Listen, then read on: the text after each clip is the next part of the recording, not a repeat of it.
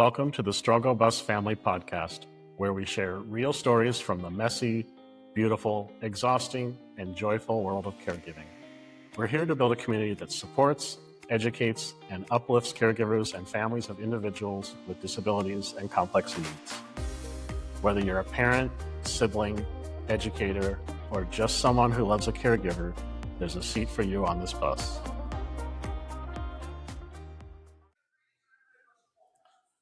Welcome to the Struggle Bus Family. We created this podcast because caregiving can be isolating, but it doesn't have to be. We believe that by sharing our stories, we create space for connection, healing, laughter, and maybe even a little hope. Hi, Johnny. Hi, Jess. How are you doing today? Doing well. I'm doing well, too. Excited to baptize our new digs here, I guess. Yeah, right? We'll talk about them all later. So with each episode, we kick things off with a struggle, strive, or thrive.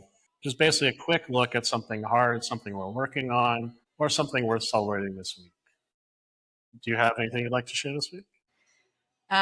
So we're going to jump into probably what my struggle has been. So I'll skip over that for now. Okay. And I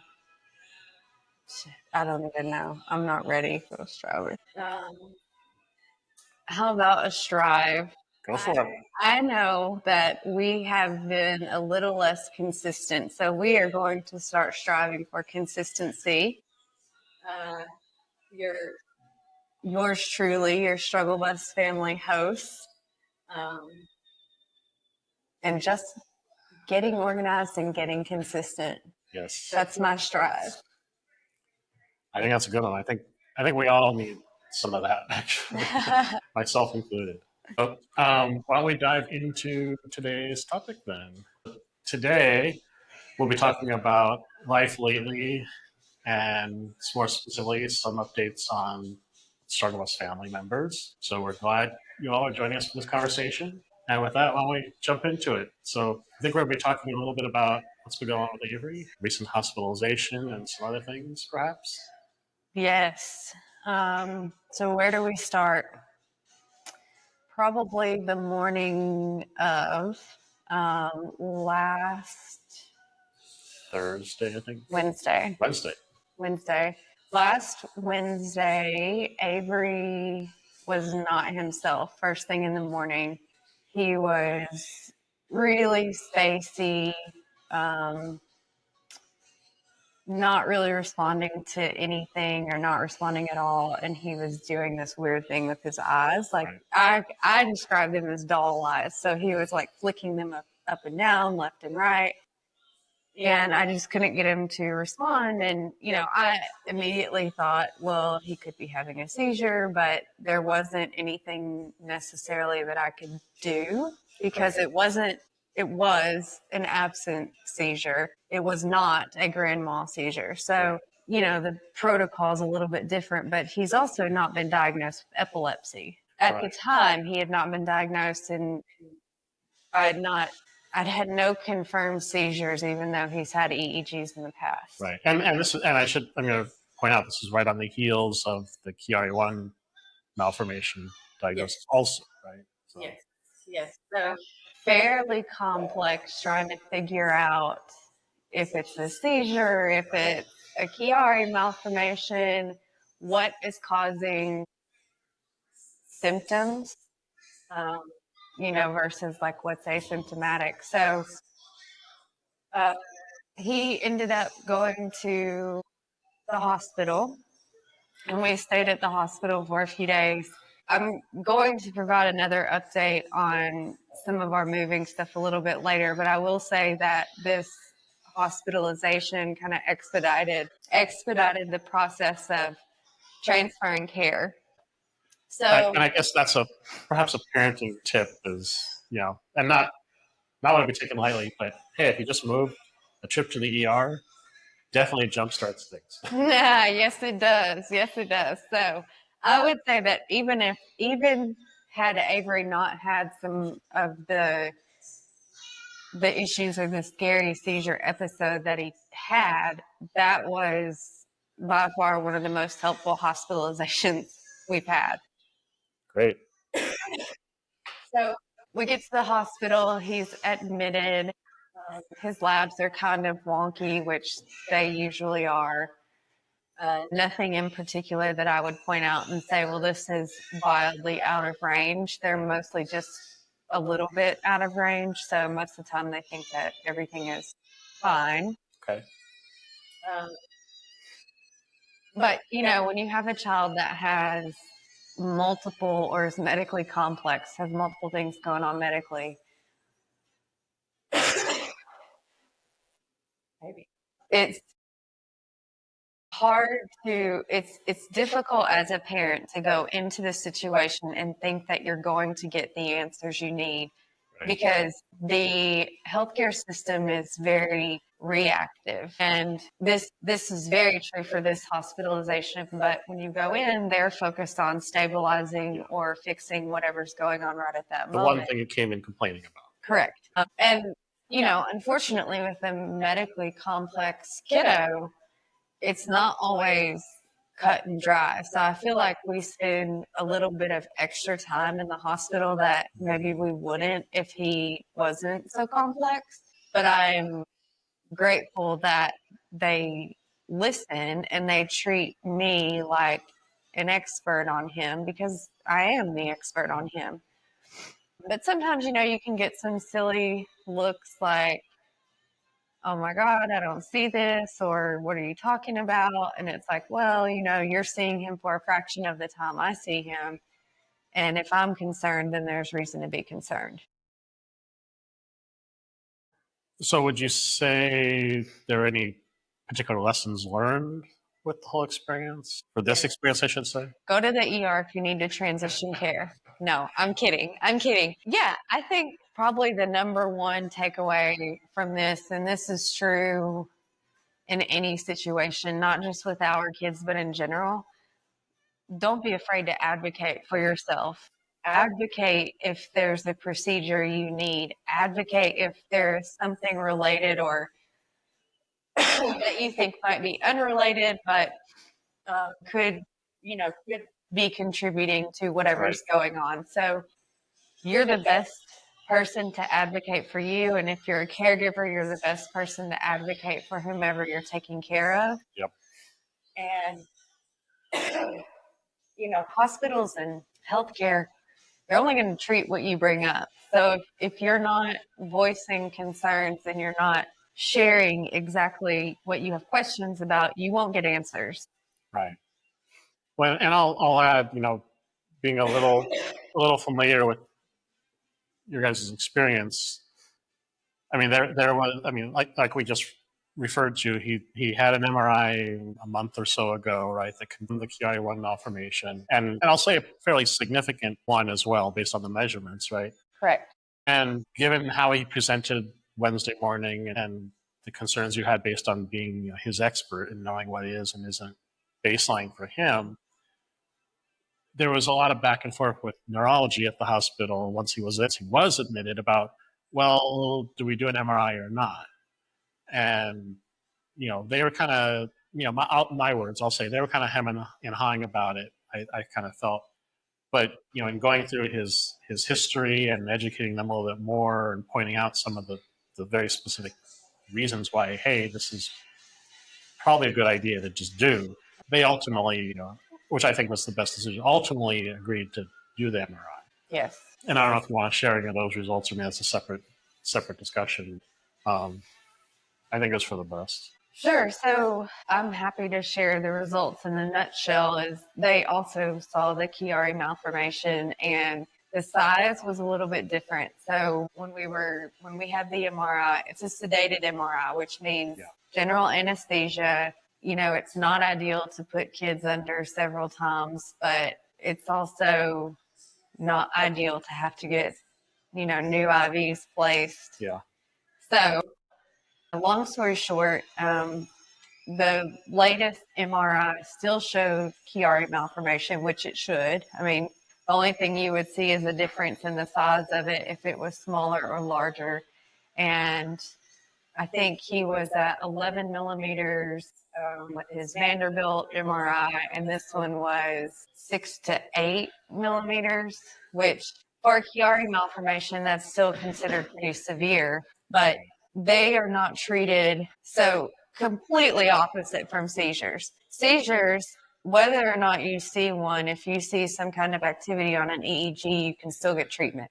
Chiari malformation, I've learned, is you can get treatment if you're symptomatic, one, or if you're severely symptomatic, then they do a decompression surgery. And that's what we're still waiting to determine for Avery because of his regression with swallowing, for one.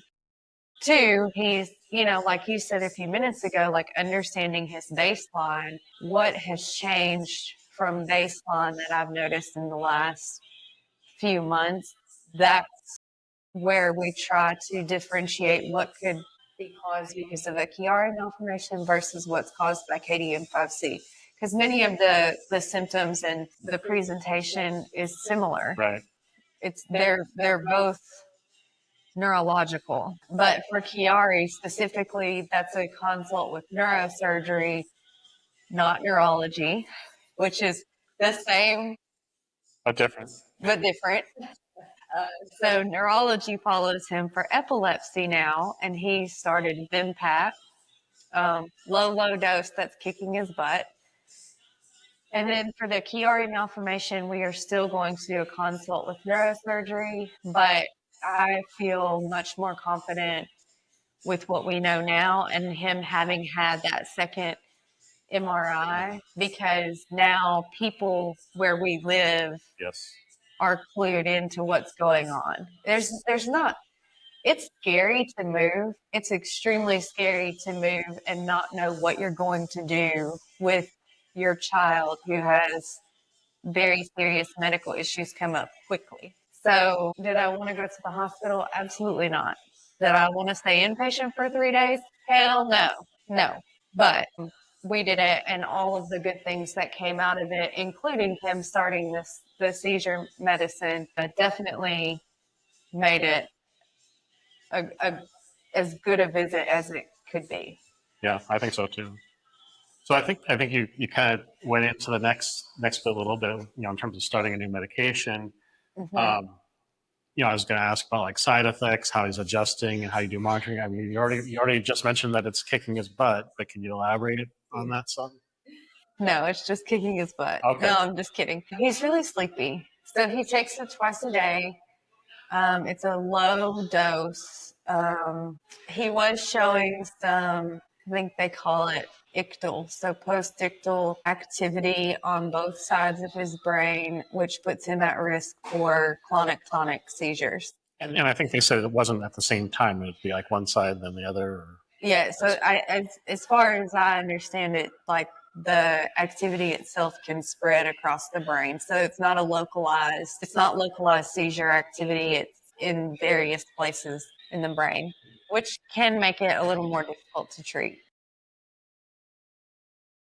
So he has started the medications. I can't say for sure if I have or haven't seen a subsequent episode. I think there was a concern at school. And the school has been super, super cautious since he got out of the hospital. Seizures, I think seizures are just scary. Like it's a scary word. It's scary to think Yeah. your child can have them. It's scary to not know exactly how they're going to present. But it took him probably 2 or 3 days of sleeping and resting to fully recover. And probably not until this past weekend was he completely himself Okay. again. And then he went to school this week and he had to come home a couple of days early because the medicine just, it just wipes him out, which he should get used to. Should. So we'll give it another week or so and see how that goes. And then he has an upcoming appointment with neurosurgery. He'll actually see both neurology and neurosurgery within the next month. Those are separate appointments? Separate appointments. Yep. And in fact, they may even be separate locations. Oh, If okay. I'm not mistaken. Um, and he'll also have follow up with an endocrinologist, a pediatrician, GI, nutrition, and he's going to have a follow-up swallow study. And all of this came out of this appointment. So when I say we were able to transition care, we were able to get him set up with everything that he needs while we're here, and um, to get services and equipment or other medical supplies and stuff. Like, we're set up to start making those things happen. And to be honest, I didn't know where to start before. Like, I was like, do I just pick a doctor? Do I go through, because I've been working on his insurance, which I don't want to jump ahead too fast, but we're going to talk about that in another episode. But, I've just been trying to get his insurance situated. Well, now that's taken care of. And of course, we had this crazy hospital visit, but it took the guesswork out. So he was referred out from the hospital pediatrician, the attending, who set up all of these things. So I didn't have to go and search through 1,000 doctors. Right. But the other part when we were talking about this before, was a lot of these specialists, have wait lists too. Yeah. So, all joking aside, taking him to the ER was probably, safety, health aside, the best decision possible, right? Because that was the catalyst for all of this, right? Yes, it was. I mean, I know no one wants to have to go to the hospital. I think at some point in the near future, we'll talk about some of the people that are involved in his care that can help. Like, who do you go to when you have an insurance change, or how do you know if a claim is going to be covered, or do you have access to their medical records? Like, these are some things that we can talk through later.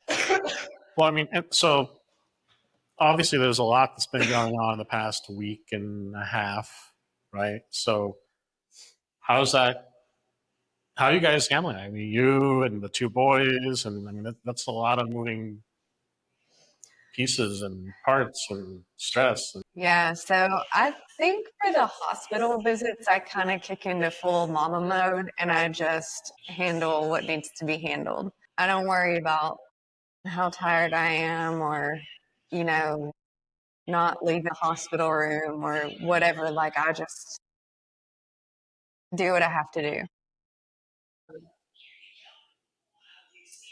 Honestly, the seizures part of this is somewhat of a relief, although I honestly had hoped I would feel more relieved, because I would know what a seizure looks like. I would know what to expect. And honestly, I don't feel much more equipped, other than that he's taking medicine and we have new emergency diastat if he were to have a longer seizure or multiple within an hour.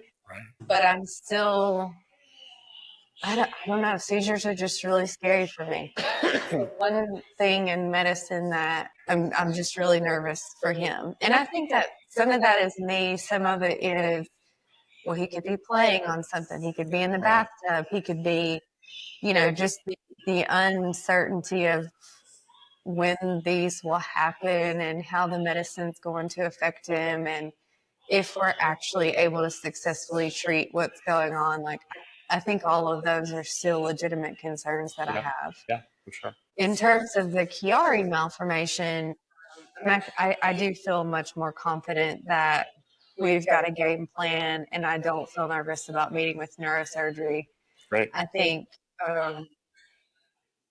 it's possible that he could need to have surgery. It's possible that he may not. But I think just having the repeat MRI provided peace of mind. And the fact that now he's got a provider who can follow this, who's looked at it, who can look at what he's had done previously, that makes me feel much better about the situation. So I think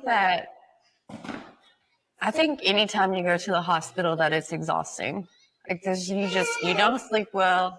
The food is usually shitty. Like, I personally, let's shift from a we to an I, drink way too many energy drinks, and I typically try to work or be on the computer. So it's a lot of multitasking and it's stressful because I will share. Avery hates having his vitals taken. Oh, yeah. He hates it. So it's a struggle to, as a parent, have to hold your child down or hold them still repeatedly, for them to check blood pressure, temperature, whatever. I mean, he absolutely hates it. So that part of it is stressful. It contributes to the exhaustion. Um, but I think I really came out of this one feeling incredibly grateful. And usually I just come out of hospital visits feeling incredibly exhausted. So I think I know it was the right thing to do. And I know that we got some answers. And I know that he has a care team here. So I'd say that's kind of a triple win. Oh, yeah. For sure. So that's enough about me, though. Let's talk about about me, about Mr. Avery. I guess that just not even doesn't have anything to do with me. Well, you said you were exhausted. I was exhausted. That's a good point. So let's talk about what are we doing with the struggle bus lately? Well, we are in the very, very early stages of planning our first in-person get-together here in the Austin, Texas area. So if you're a parent, a sibling, a supporter, or just a fan, I'll say we have fans now. I think um, we're doing our best to try and bring the community together in real life. So stay tuned for more information on that. Um, as you can probably tell, we're in the middle of yet some more podcast studio updates, um, making some progress little by little here and other places, I think, so we can hopefully have some better. Well, we always strive for better content, but better audio, better video experience for you all, um, and we'll keep track of our progress and try and share some behind the scenes stuff with you guys too. Um, We've also got, I think it was shared in the last newsletter also, we'll start doing some special edition content, kind of working on theme miniseries, special episodes, including sibling voices, care team conversations, and lived experience or real experiences from around the world.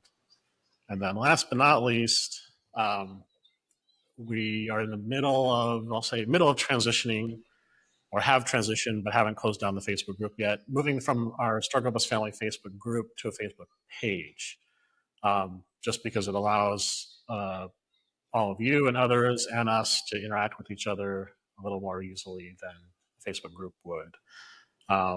So all of our new content updates and highlights will be shared there. We'll include a link to the Facebook page, new Facebook page, in the notes for this video or episode. And we're I don't say we'll jettison the group just yet, but we are transitioning away from that for updates. We may repurpose it for some sort of resource hub or private forum, but we'll talk more about that soon. So in closing, whether you're in a pit stop or finally seeing progress, you're not alone. This journey is bumpy, but it's ours. If this episode resonated with you, we'd love for you to share, subscribe, or send us a note. Likewise, you can follow us on Instagram, Facebook, join the Struggle Bus Family email list, or send your own Struggle, Strive, Thrive moment for a future episode and join us. Thanks, Johnny. Thank you. See you all next time. See you next time.